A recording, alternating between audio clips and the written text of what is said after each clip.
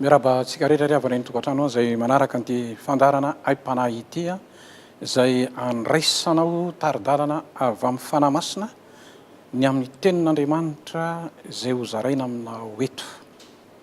Androany mbola iresaka kely aminao ity atao hoe ahoana ny fomba fijerena ny tena. Misy tenin'Andriamanitra ity taridalana omeko anao dia samitsika mba mijery an'ity Korintiana faharoa toko 7 andininy 5.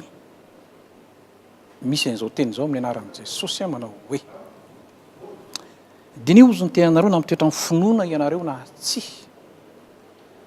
Izahao toetra ozy ny tenanareo. Moa tsy fantatrareo va ozy fa ao anatinareo Jesosy Kristy, raha tsy olona nolavina hianareo.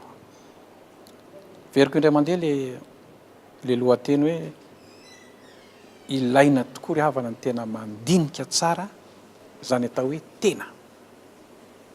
Ty tenantsika ity ny fiainantsika, Andriamanitra teto ny manoro hevitra. Diniho ozy ny tenanareo. Anisan'ny tena sarotra tokoa ry havana indray mijery tena.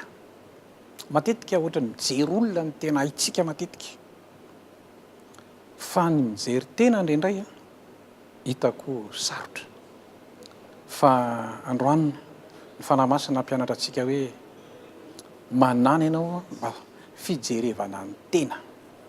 Ireto kristianina tany Korinto izay nametrahan'ny Paoly an'ireto afatra reto dia tsy dia nahay nijery tena loatra reto.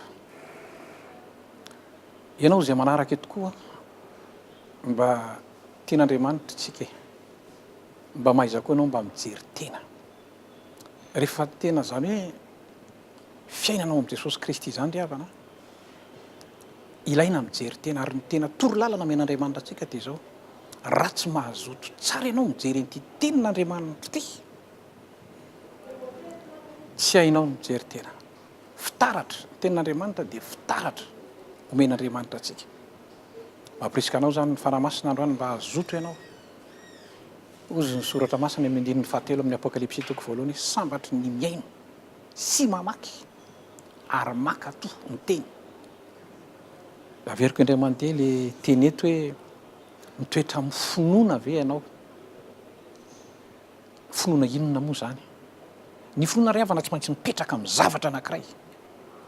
Taridalana men'Andriamanitra anao androany dia izao: finoana mipetraka amin'ny tenin'Andriamanitra. Raha miteny finoana ianao ny resaka finoana, hitanao le Hébreu toko 1:2 hoe fanehoana ny zavatra tsy hita ozy. Ity tenin'Andriamanitra ity, zany Andriamanitra zany tsy hitan'ny masonao zany, fa sen'Andriamanitra makato ny teny ianao dia hitanao izy. Torolalana men'Andriamanitra zao. Noho izany, raha miteny eto ny soratra masina hoe diniho ny tenanareo, raha na mitoetra amin'ny finoana ny tenin'Andriamanitra, pivoan'izay tsy maintsy mipetraka amin'ny tenin'Andriamanitra ianao.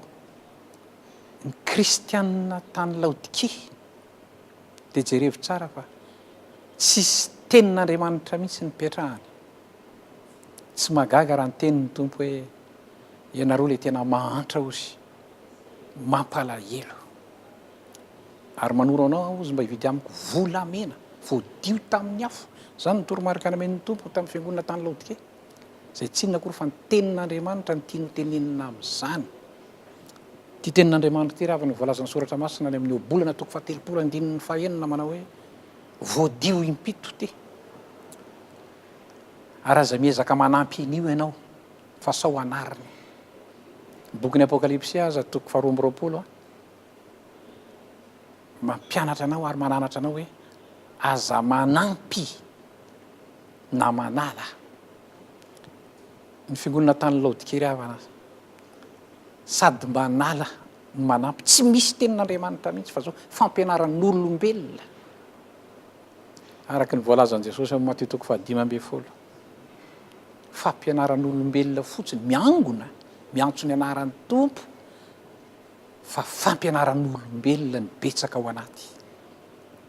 Ty Aim-panahy men'ny Tompo anao ity androany mba mpitodika anao ty soratra masiny ty hoe dinio tsara ny tenanao ao anatinao ve Jesosy Kristy ozy raha tsy olona ny lavina ianareo.